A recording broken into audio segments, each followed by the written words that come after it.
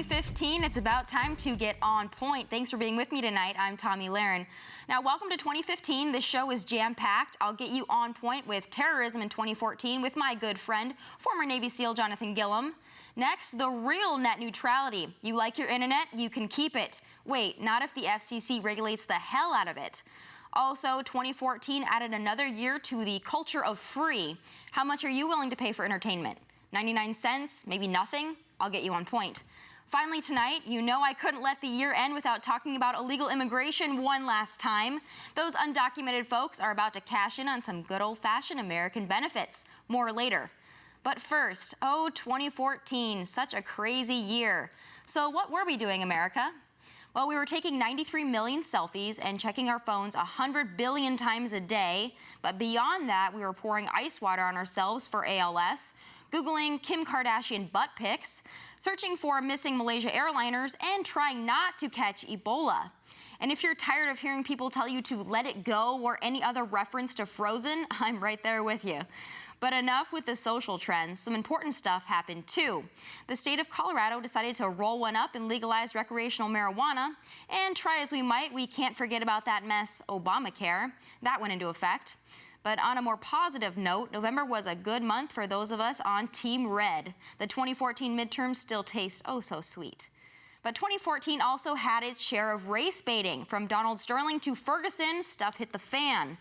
And for those of you who've been patiently waiting for sports to be taken seriously, 2014 was your year, but it was kind of brutal. Now, if you can look past the $44 million salary, 2014 was a difficult year to be a commissioner of a major American sports league. Roger Goodell found himself under fire for a pair of off-field incidents, Ray Rice and Adrian Peterson. The lesson, you can get away with almost anything in an elevator until TMZ releases the video. But hey, we did have the World Cup and Sochi Olympics, so yay for sports. But let's see, what else? People got married. 35 states plus D.C. legalized it, making it the biggest year for gay marriage ever. But the Supreme Court chose not to hear any appeals, so way to punt that one.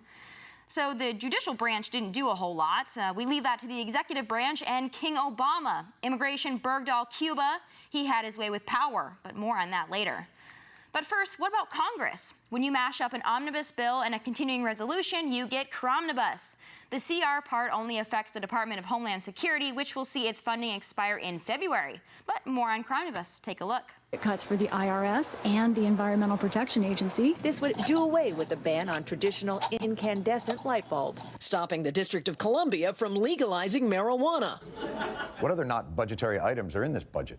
Farmers will not have to obtain methane emission permits. Two kinds of birds can no longer be declared endangered. Longer hours for truckers. A federal program can now call white potatoes a fresh vegetable.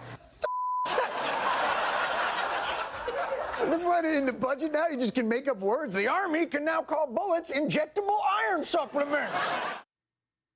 Well, the $1.1 trillion spending bill passed, so the government won't shut down. But now what? Vacation time for our friends in D.C. But I'm still here, and returning to the On Point bullpen is Democratic media strategist Franco Ripple. Welcome back, Franco. Hey, thanks for having me back. So, Franco, they say it's a good deal when both parties walk away with a little less than they wanted. So is that what happened with Cromnibus? Well, it appears to be that way. And first of all, is it really true 93 million selfies that Americans took last year? Hey, I think that's a gross underestimate, Franco. I've seen a lot of people taking selfies. It might be. Those are just the ones that didn't make it to Instagram. That's right. Yeah, you know, the Cromnibus passed, again, 219 to 206. Very, very razor-thin close vote as far as they go. And, of course, this 113th Congress would have to end that way, wouldn't it? Close vote. Both parties didn't get exactly what they wanted. As far as for the Democrats, the reason why it almost didn't go through was over a holdup about a portion of financial law being repealed, which now allows banks to once again gamble with taxpayer money. It's what got us into the financial trouble in the first place, and it really shouldn't have happened. But in the end, the deal got done. But wait, Franco, I want to move back to that because Elizabeth Warren was one that championed that, and she looked really good for doing so. She got a lot of political points for that. Now, I understand a lot of people don't really understand what the swaps mean, and it's really technical. They're allowed to essentially have a risk with other lending, and then they can't no longer, if they're FDI insured, they can't use that. But the thing about it is, I think Warren might have overestimated it just a little bit, blaming that small part of the swaps provision on the entire financial crisis. Don't you think that was going a little bit too far? It's not a small thing when you consider that so much of the financial crisis was caused by these big banks, again, banks that are deemed too big to fail, with them gambling with taxpayer money. It shouldn't be happening, and that's why in 2010, those laws were put into place. They should have stayed there. But at the end of the day, Elizabeth Warren didn't stop this Cromnibus bill. Very unfortunate name, termed, by the way, in 2007 by then House Minority Leader John Boehner. Thank you very much. The Cromnibus, shouldn't have gone through, but it did with that provision in there because Elizabeth Warren knew that Democrats could not be responsible for holding up the government, holding it hostage once again, and shutting it down. The American people just won't stand for it. But to be fair, and we don't want to spend too much time on this one because there's so much of the bill we need to get to. But that part of the Dodd-Frank, that provision, both parties were actually looking at fixing that provision anyway. So whether or not it should have been scrapped entirely, that's up for debate. But at the end of the day, she wasn't willing to shut the government down over it, unlike Ted Cruz and Obamacare. So moving on from that, we've got a lot of other things. One of the things that I noticed was there was a whole lot in the spending bill that didn't have really anything to do with the budget at all. Can you speak to some of these interesting things for me, Franco?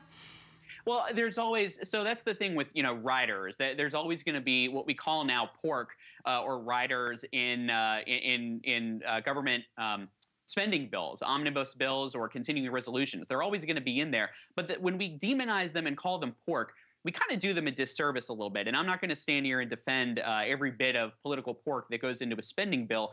But good things happen sometimes when we attach riders to bills that allow for spending in local jurisdictions. Members of Congress go there not only, we sometimes forget, not only to advocate for national positions, but to defend the priorities of their districts as well.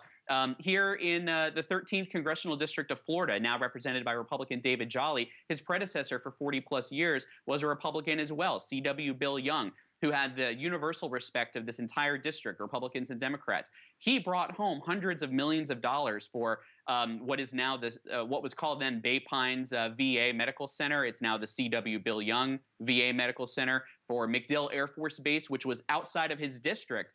Sometimes that's what members of Congress have to do, not only for re-election, but because Franco, I agree with you. It's about bringing it back home. It's about personalizing it. I don't think that there's necessarily anything wrong with some of the pork spending. I think the problem is that a lot of Americans don't understand, and when they attach it to must-pass bills like a budget, it seems a little bit sneaky. Would you agree at all with that? This bill was only a must-pass because congressional Republicans keep bringing the American people and its Congress to the brink. It didn't have to be a must-pass. Okay, Franco, but let's be fair. The Democrats had to jump on this one because if they wouldn't have, Republicans just would have passed another stopgap measure, and then we would have really taken it home in 2015 when we had the control of both houses. So from my perspective, we kind of did the Democrats a favor here. We gave them a pretty good deal compared to what they could have had if they were willing to shut the government down and have another stopgap measure.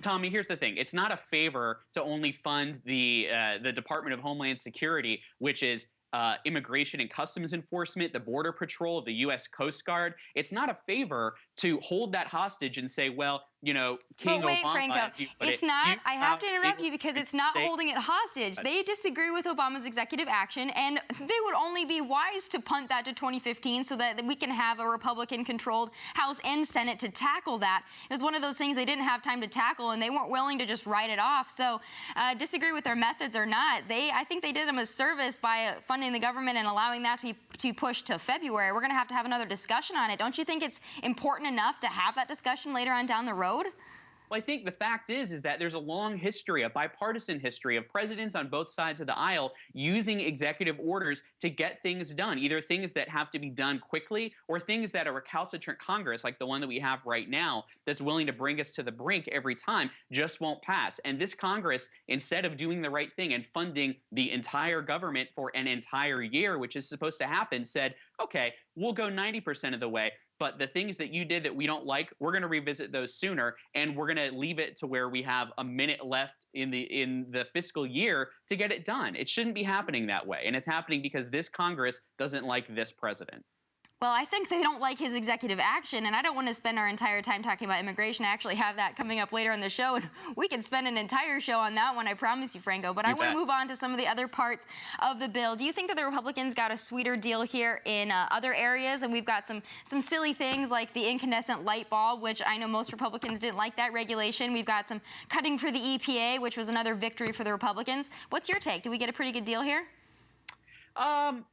Did the Republicans get the better of the deal? You know, it seems that Republicans always get the better of these deals because the Democratic Party and its representatives are always willing to say, okay, we're not going to go over the cliff again. We're not going to shut down the government. We're not going to leave hundreds of thousands of federal employees without paychecks. More importantly, we're not going to leave millions of seniors without their Social Security checks. We're not going to leave millions of veterans without their hard-earned veterans benefits. We're not going to keep doing that. And so maybe they give in and they say, okay, we'll give you this, we'll give you that. But more importantly, the Republicans keep pushing that. And Tommy, when is enough going to be enough for Team Red? I know, but trillions of dollars in debt doesn't seem like much of a compromise. I think the Democrats get plenty of spending throughout the year. So I think the Republicans aren't willing to rubber stamp this president, and I think we need to take a look at it. But the good news is we do have the government funded for now. We didn't go over the cliff. We don't have a government shutdown. But I want to take a look at the meat of this bill. Do you think it's going to change anything? I mean, the spending caps were already agreed to in 2013 with the Ryan bill. So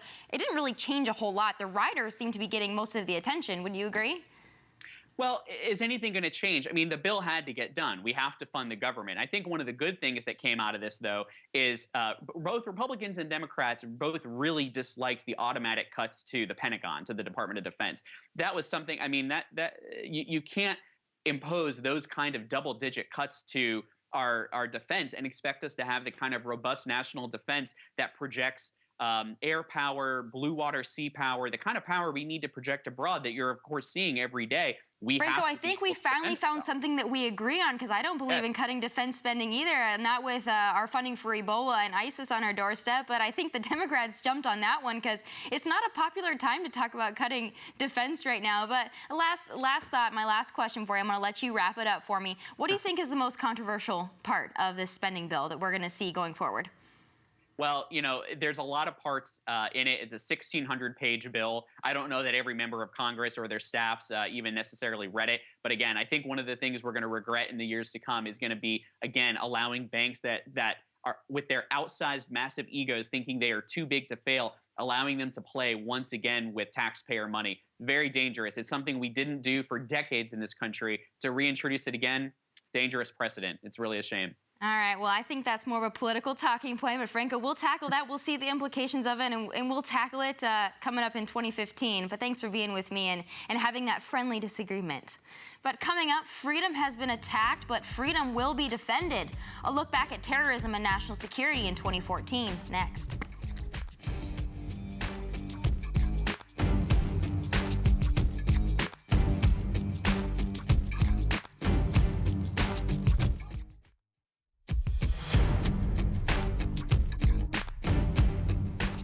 Truth is sometimes a hard pill to swallow. It sometimes causes us difficulties at home and abroad. It is sometimes used by our enemies in attempts to hurt us. But the American people are entitled to it nonetheless. They must know when the values that define our nation are intentionally disregarded by our security policies, even those policies that are conducted in secret. They must be able to make informed judgments about whether those policies and the personnel who supported them were justified in compromising our values. More on the torture report later, but whether it's at the box office, the voting booth, or splashed across the front page, 2014 marked the return of national security as a priority. A Wall Street Journal NBC News poll shows that 50% of Americans feel less safe now than they did after 9/11. Wow, can you blame us for being concerned? 2014 marked the rise of ISIS, a beheading in the workplace, and now even Sony is a target? I guess that's what happens when we don't have a strategy yet. Yes, this was the year of lay down and take it, and with the assassinations of 2 NYPD officers, it looks like we now have some homegrown terrorism to contend with.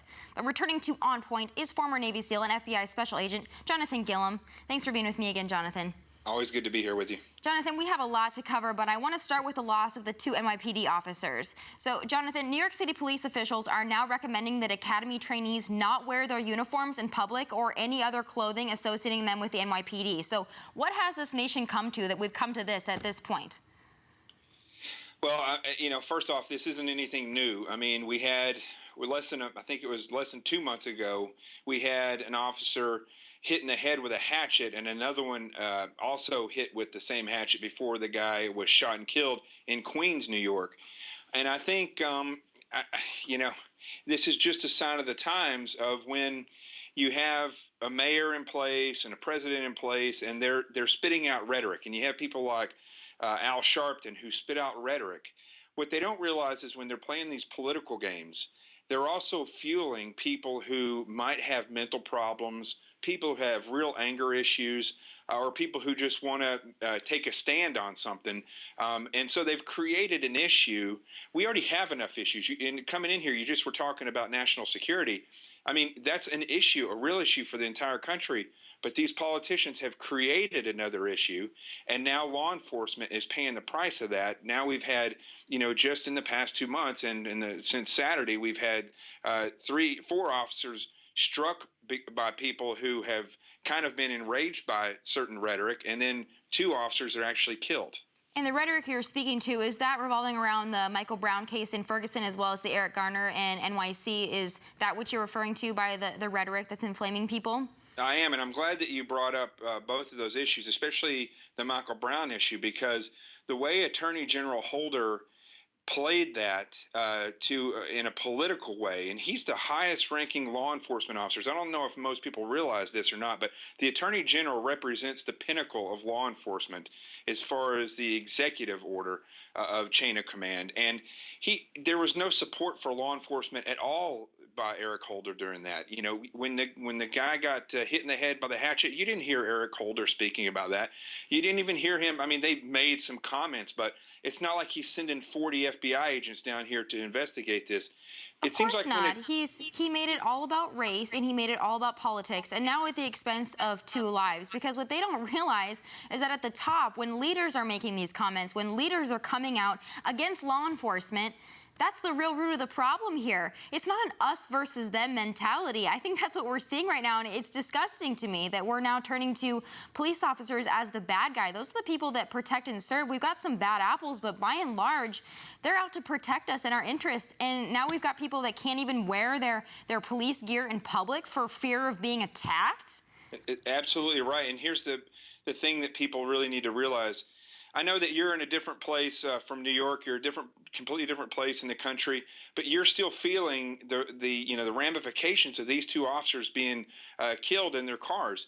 And what people need to understand is that the president is like a CEO of a company, and the mayor is like the CEO of a smaller company, if you will.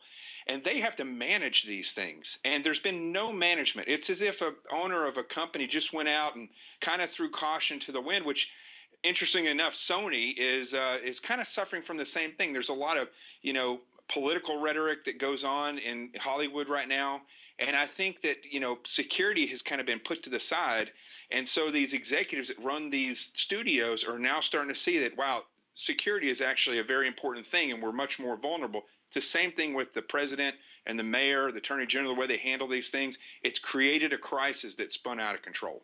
Because what we say matters. And I want to move on to Sonia a little bit later, but our last thoughts on these assassinations. Do you think this is going to change how police do their jobs around the country? Are they going to be constantly worried about who they're going to meet next time they're in their cop car, just doing their jobs? This, I don't think, will hurt it as much as the Eric Garner case hurt it, because, those officers in that case, whether you agree or not or disagree with the way that the grand jury came up with their decision, those officers were very calm, actually, before they took him down. And whether or not the way they took him down was correct, they had every right to do that. And law enforcement was shaken up by the way that one incident played such a huge part in this crisis, this manufactured crisis that cops are out to get everybody. That's what puts cops on edge. They already know when they put a uniform on and when they swear an oath to this country to defend its freedom, that they're likely to die by doing this job. We all know that. And they're automatically a target too, Jonathan, which is what most people don't understand is they have a very clear label as to what they do for a living. And when we go out and inflame people, we empower people to go take down police. I think that the gunman himself posted on social media wings for pigs, that he was going to do this, but yet nobody said anything because it was popular at the time. It was popular when everyone was rioting and protesting to come out against the police. That was what was cool. Well, now we've got 2 people dead because of it, and I think it's really disgusting. I really hope that America can get back on track. But we've got some more terrorism issues to cover. I want to move next to the CIA torture report. Just real quickly, I want to get your thoughts on it. Do you think that sucker needed to be released? What good did it do? It didn't do anybody any good. That was 100% retribution by Dianne Feinstein, and I think she should go to jail for that. And I think that, I think John McCain is a great example of who not to listen to in this whole situation. John McCain was tortured. John McCain did a great service to this country when he got held captive and he kept the faith the whole time. However, having John McCain speak about this is about the same, and I'm not comparing him to a dog or any other animal, but if you take an animal that's been abused and then you try to train it, it's going to be very difficult. John McCain is not the one to be making a point of what enhanced interrogation techniques are versus terrorism. And I can tell you real quick, interviewing somebody when I'm in the Bureau, I'm playing a game with you, trying to get you to be my best friend so you'll give me information. Enhanced interrogation is very similar. I'm creating a situation where you believe that you're going to die, but we don't take people to that extreme. What we do is we force them to see that they have a decision to make. We let them go and relax. And when we pull them back in to do these interrogation techniques again, they then decide on their own, I'm going to give information. It rarely happens while they're doing the interrogation itself. And some of these methods we need to look at, and we need to make sure that we're not going too far, but I don't think that the effectiveness can be completely discounted. I don't think this report is the gospel on this. I think we've still got more to hear about it. My last question for you, because we have to wrap up, what is national security going to look like in 2015? Have we changed our mindsets? It's not going to look any different until 2016.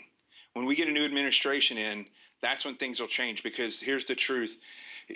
This administration has no clue what they're doing, and a lot of people in Congress and the Senate have no clue what they're doing.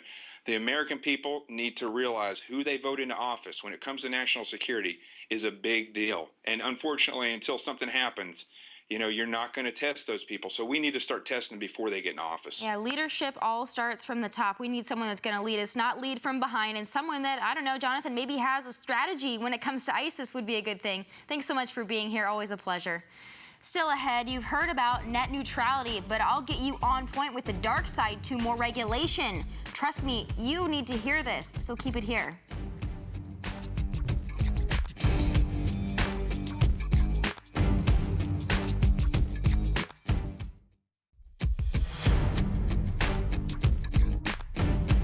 Ever since the internet was created, it's been organized around basic principles of openness, fairness, and freedom. There are no gatekeepers deciding which sites you get to access. There are no toll roads on the information superhighway. This set of principles, the idea of net neutrality, has unleashed the power of the internet and given innovators the chance to thrive. Abandoning these principles would threaten to end the internet as we know it. Oh, it angers me every time I watch it, but Ted Cruz coined it Obamacare for the internet. Enter more regulation disguised as net neutrality. Do you want your internet to run at the speed of government? Yeah, me either. Let's clear up some things right off the bat. Sometimes people use net neutrality to refer to a whole swath of policy ideas that are not net neutrality. It's actually about how traffic flows through the internet. Now, net neutrality mandates that all traffic is treated the same. Now, advocates would tell you the only way to do that is to regulate it. But that just means the federal government via the FCC will have its paws all over it. Let's get something straight. Can you think of a single-time government regulation fostered innovation? Yeah, me either. The free marketplace does that. But here to get us on point with more on the real net neutrality and Title II is the president of Tech Freedom, Baron Soka. Thanks for being with me, Baron. Thanks for having me. So, Baron, can you tell us the difference between net neutrality and Title II reclassification? Sure. So there's really three things going on here. There are a core set of concerns about competition online. that I think everybody would want to make sure we deal with, and that the FCC has been trying to deal with for a long time.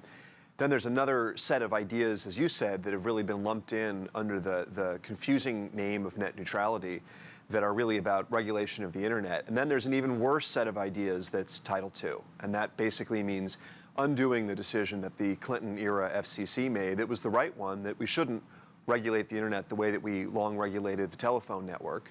And it's an idea that we should return to monopoly-era public utility regulation. And so right now we're seeing that debate play out. The FCC was going to do some things that were not the best idea, but were relatively reasonable, and the president has pushed them even further to the left into this crazy idea of returning to Title II, something that many Democrats have long realized would be a disaster for the internet. Before we get into that, because I think people deserve to know what that would mean for them and their internet and the speed, I want to talk about the FCC chairman, Tom Wheeler, and his plan, because he seems like a reasonable man. He believes that being able to set aside fast lanes for ISPs isn't necessarily a bad thing. What do you think of his plan, and can you explain it a little bit for viewers so we know what we're dealing with? Sure. Well, we've heard a lot about this idea of fast lanes. They've been demonized, but about a third of Americans get their voice service through their cable company, and that only works because they have a fast lane for that. Video service is the same way. You can imagine all sorts of innovative services like telemedicine and conference services that you need a fast lane for. You want quality of service. You want to make sure that those bits are prioritized over your email or your backup service, because otherwise they won't work very well. So in that sense, the idea that the internet is neutral has never really been true, and it's not something we really want. That word neutrality is really just a proxy for making sure that there isn't anti-competitive behavior. So that's net neutrality at its best, and that's an area where I think there is a potential consensus here. And the chairman was, as I said, was heading towards doing something along those lines earlier this year, but the politics of this have played out very badly for him. John Oliver and Netflix really skewed the conversation, and then a few weeks ago the president jumped in and decided that this was going to be one of those areas where after the election he was going to take a strong stand and demonstrate that he was still relevant by pushing a frankly crazy idea that even many Democrats have rejected. And so now he's really put his FCC chairman, supposedly the head of an independent agency, in an impossible situation. He's made it clear that he won't accept anything less than Title II. And it's an independent agency. Obama went on addressing the nation, which to me was a little bit condescending to his chairman there to go ahead and address the nation when he was already trying to deal with it on his own. As you mentioned, it's an independent agency, and he had a pretty simple way of dealing with it that I think would have made everybody happy. But no, we had to push for Title II and regulate him like common carriers. So what would that mean for consumers if we push for Title II reclassification for the internet and for ISPs? Well, it creates a host of problems, starting with meaning internet taxation. There's a series of taxes we already pay on our cell phone bills that the FCC gets to raise unilaterally, and they would apply automatically if broadband were subject to Title II. That's just a start. And that could be anywhere up to $17 billion at the federal and state level a year. But that's really not even the worst of it. The fact is that in the late 90s, the FCC decided not to regulate the internet under Title II, and that unleashed over $1.3 trillion of private investment in broadband. So that's why our internet service is as good as it is today, and if you don't think your service is good enough, what you really want is even more investment.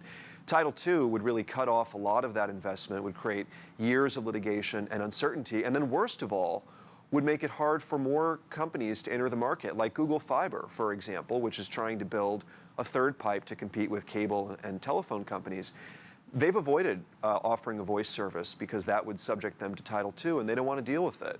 So it's really a lose-lose for everybody except for regulators. Why would they be willing to play ball if it's going to hurt them and it's going to slow their pace of investment? That's the thing I don't understand, because all of these net neutrality advocates are going out pushing for this net neutrality, but I don't think that they really understand what it means. They think it means freedom for the internet, but what it really means is more regulation, i.e. the federal government coming in and regulating it. There's a whole host of problems when the federal government comes in and regulates anything. And one thing that I've been hearing that honestly makes me upset is I hear that, well, without net neutrality, things like Facebook and Instagram and Twitter wouldn't be allowed to innovate because they wouldn't, they wouldn't have that innovation. But that's actually completely false because, hello, there were no net neutrality rules when these companies popped up. It allows for innovation. Can you explain that to our viewers, how Title II reclassification would tie the hands of internet service providers? Well, you're exactly right. We haven't had enforceable rules on the books except for a brief period in 2011 and 2012. And the internet's got along just fine because we have antitrust and consumer protection laws that are there to deal with real problems if they arise. If there's a concern that those laws don't work well enough, we could have Congress pass legislation. And that's what happened back in 2006. The Republican House got 82 Democrats to sign on to a bill that would have enforced a no-blocking rule and transparency requirements and governed real problems. And there's a consensus around that. I think we're going to see legislation come out early next year that deals with those core problems. But the fight's really always been about how do you deal with non-neutral conduct? How do you make sure that you have fast lanes when they're good for consumers, like getting voice over your broadband connection or video service or whatever, while making sure that you don't have the kind of harms that people are afraid of. And again, there are ways to deal with those without resorting to Title II. Yeah, ironically, also Title II doesn't even do what people think it does. And not only that, but it makes it a one-size-fits-all. So when I describe this to people, because a lot of my peers, this has been a big millennial cause, net neutrality, something that they've been warriors for. But again, I don't think they understand it. What I explain to them is, why should we pay the same rates if I'm checking my email and you're streaming Netflix, you're on Facebook all the time, you're watching movies and you're playing online games, but we should pay the same because they're regulated like common carriers? That doesn't make a whole lot of sense to me. Also, it can make all of our prices go up to accommodate more regulation. I don't think people are understanding this. What's your sense?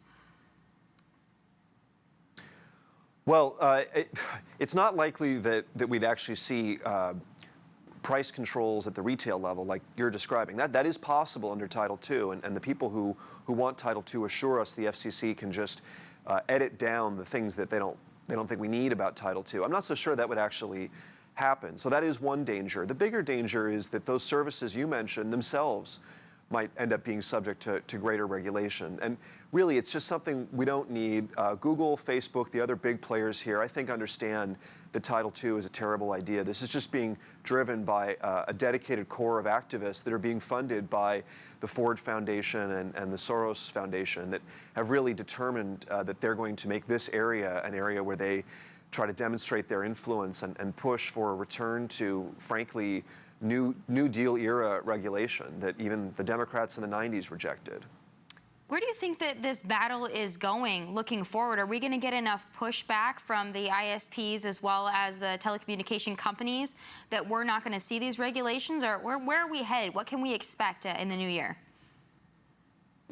Well, as you pointed out, the chairman had an idea for a way to deal with this early last year. It's pretty clear that that's now off the table and that his only choice really is to impose Title II because the president has insisted on it. So that really makes the choice between that and some form of legislation. There's apparently legislation that's coming in Congress. I think if the Republicans can get some of those moderate Democrats to sign on for a compromise, they could stop the FCC off at the pass. But if not, the FCC is going to invoke Title II. This is going to be litigated for years, and you're going to see a lot of investment and new entry into the market be delayed. That's the worst case scenario. Best case scenario is if legislation does pass, it could really clear the way for what has been overdue for a long time, which is a larger rewrite of the Communications Act, which really wasn't written with the internet in mind back in 1996. I think we need to take a look at it. You're right, but I don't think a Title II reclassification is good for anybody, and I hope that people understand that. I hope people are watching, and they understand when they're advocating for net neutrality. It has a dark side. Let's stop calling it net neutrality, start calling it Title II and regulation so we know what we're dealing with here. But thank you, Baron, for being here and shedding some light on this very important issue. Next, how much are you willing to pay for a song? 99 cents, $1.29, nothing? We're talking Taylor Swift, Napster, and the culture of free next, so keep it on point.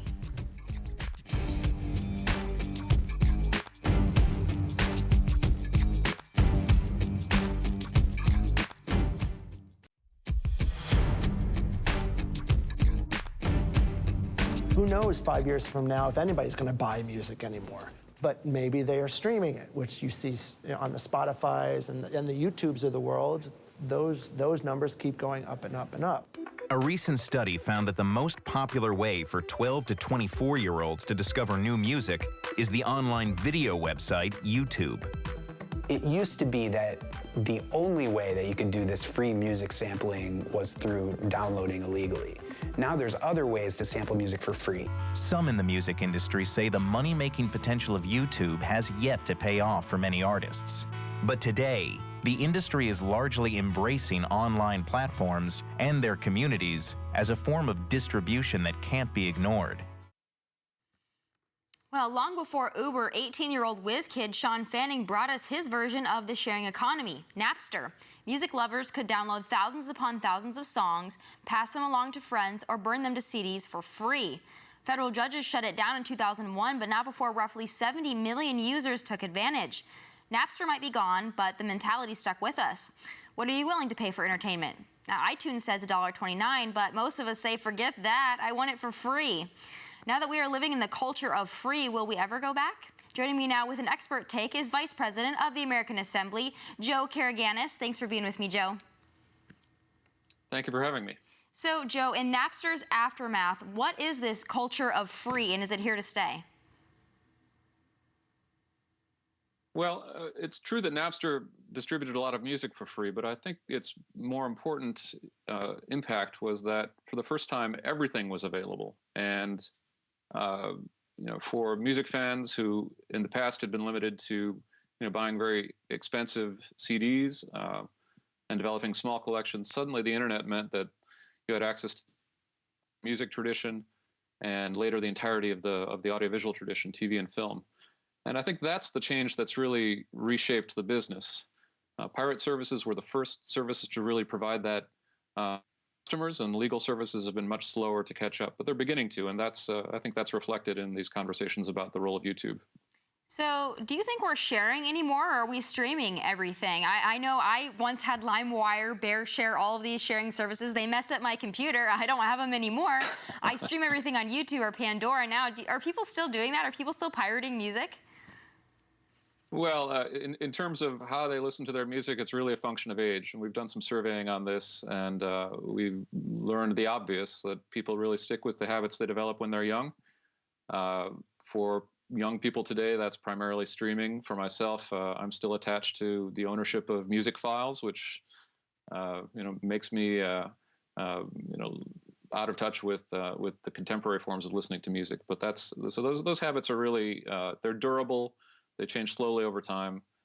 They're clearly moving in the direction of all-you-can-eat streaming services. And I can see that, too, because when I try to tell my parents about Pandora or Spotify, they are very confused. They don't know how to add a channel. They just want to listen to, they're on CDs. They're not on vinyl anymore, but they don't know how to use it, and they would rather stick to the traditional things. But nowadays, a lot of my friends are streaming everything. Everybody's got Spotify. Everybody's got Pandora. But before we turn to those methods, I want to go back to file sharing for just a quick minute.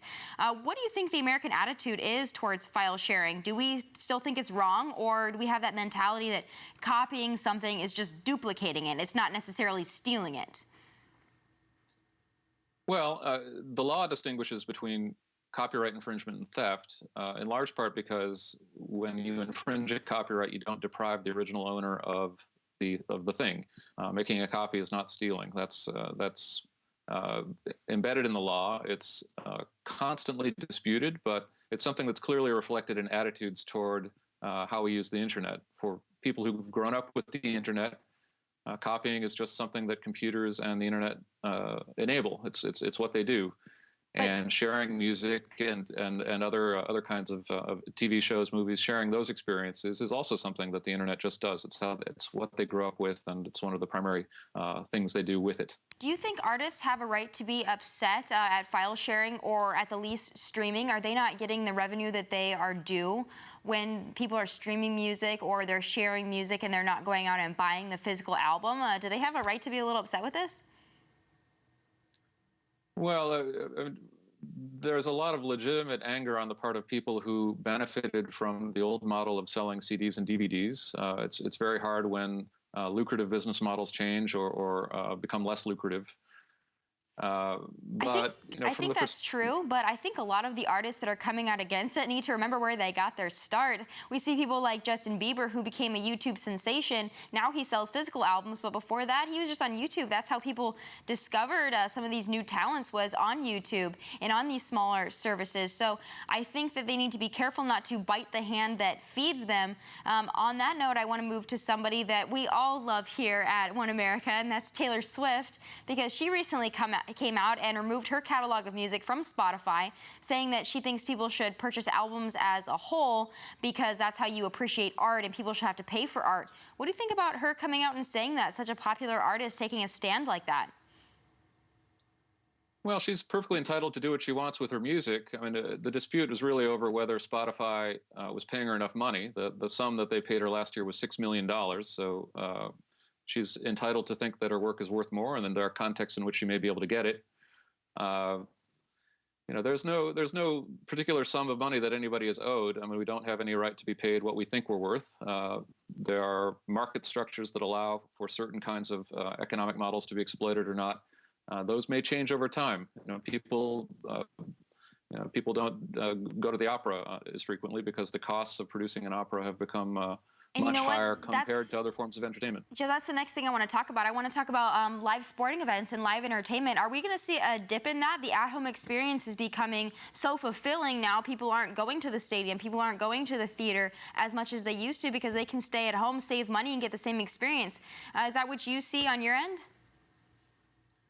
Well, this is where you really have to break it down by industry type. So with respect to music, there's much more live performance and much more lucrative live performance than there was a decade ago.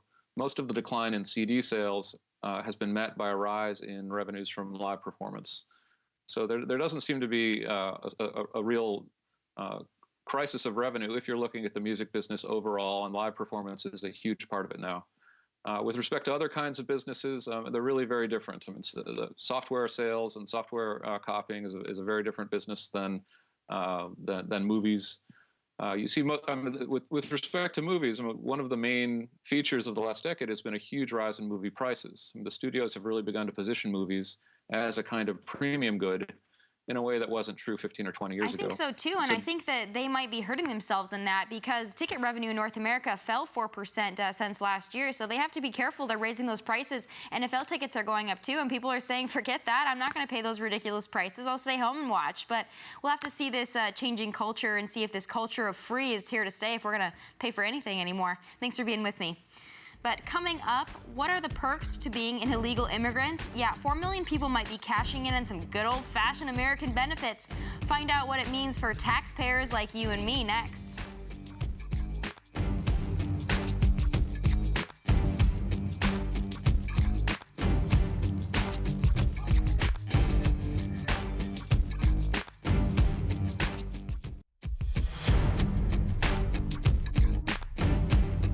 Early on, we'll make a direct challenge to the president's unilateral actions on immigration.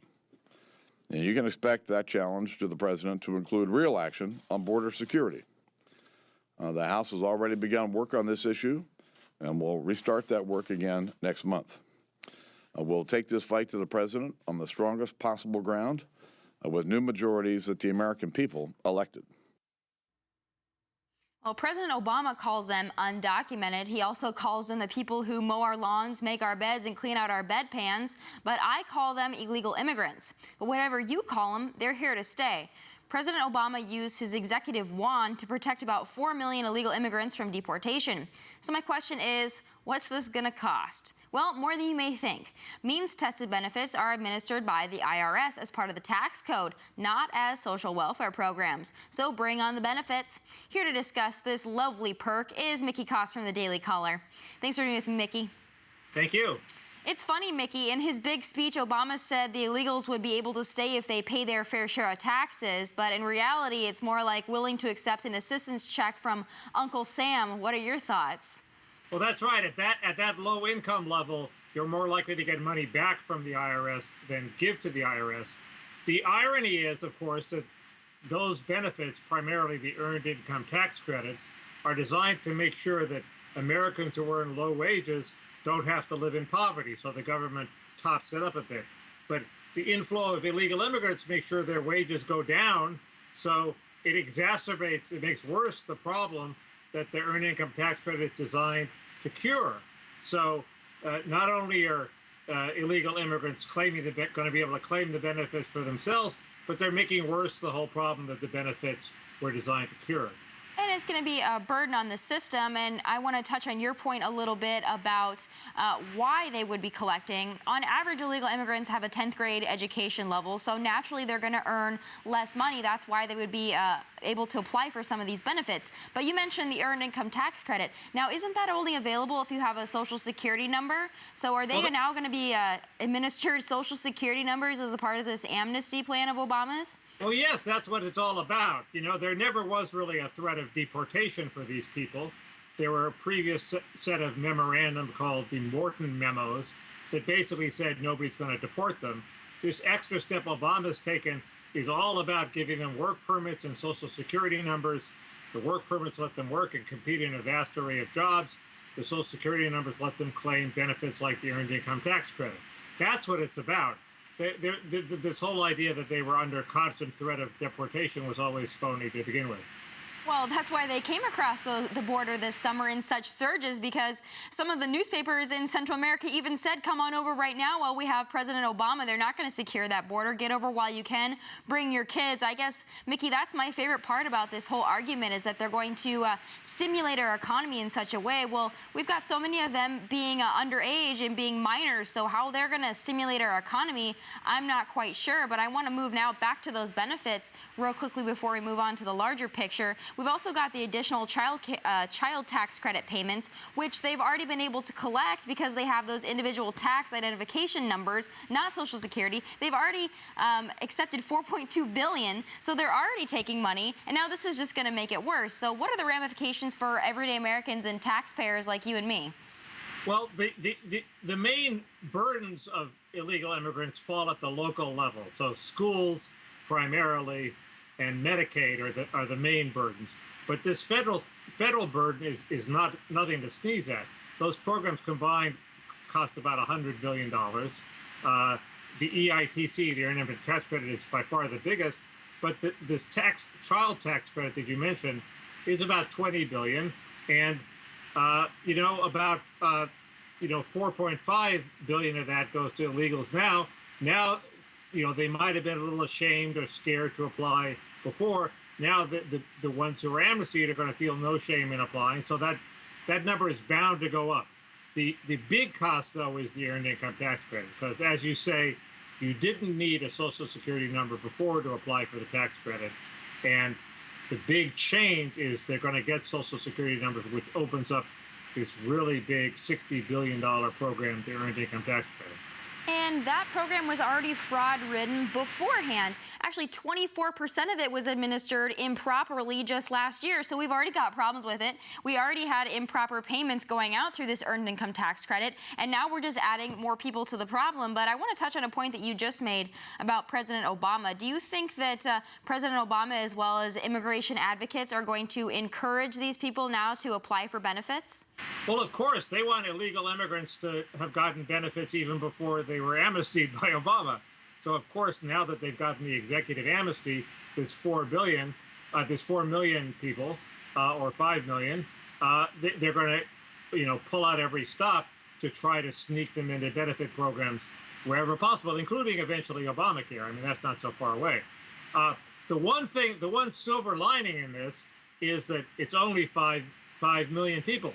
There are 11 million illegals, so that arithmetically leaves 6 million illegal immigrants unamnestied, and it's just possible that down the road we'll be able to, if we hold the line and don't pass any more amnesties, we'll be able to hold the line and convince people that that was the last amnesty. Sorry, you missed the boat. Well, I would hope so, but we've got to get this president out of there first, and we've got to switch over this Congress if we have any hopes of that. But thank you, Mickey, for being here, shedding some light. People need to know about this. Still ahead, we've closed the book on 2014, building on our blessings and my final thoughts on this crazy year, so stay with me.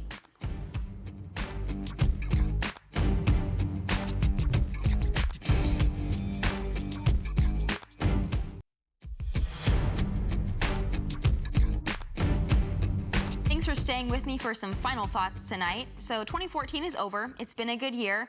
I graduated from college and was blessed to land this show. We've been at it for about 5 months now, but looking back, we've come a long way. When I say we, I mean the entire On Point team. I'm blessed to call these people my teammates, but also my dear friends. Against all odds, guys, we made it. 2014 has been one hell of a ride. As a nation, we hit some rough patches. We had some tough fights, but yet we're still here. Though some have tried to tear at our seams, we remain one nation under God. From the NFL to the Oval Office, we've had some scandals. Heck, even Ebola was on our doorsteps, but we managed to cage that sucker. Our thoughts and prayers to those nations still affected. We won't leave you hanging. 2014 was also the year of retribution. Both houses of Congress have a new red glow going into 2015. That's exciting. Let's make it count for something. Now, tonight's show has been all about looking back, and that's good. We need to reflect. Now, I want to look forward. 2014 was great, but 2015 is our time, baby. Let go of what's gone, be grateful for what remains, and look forward to what is coming. Instead of making one resolution, let's make 7 promises. You ready? 1. Make peace with your past. Don't let old bitterness disturb your present. It's not worth it. 2. What other people think of you is none of your business. Be your best. Have you ever met a hater doing better than you? Yeah, me either. 3. Time can heal almost anything. Give it time. 4. You are in charge of your own happiness. Happiness comes when we stop complaining about the troubles we have and give thanks for the troubles we don't have. And 5, don't compare your life to others and try not to judge. You have no idea what others are dealing with on their journey. 6, stop overthinking. Heck, I'm still analyzing things I did in 2008 and it's 2015. You don't have to have all the answers. In God's time, not yours. And finally, 7, smile. With that, thanks for getting on point with me tonight. Follow me on Twitter and Instagram at Tomi Lahren or email me directly at tommy.lahren@oann.com. Have a great night and one amazing new year. Take care.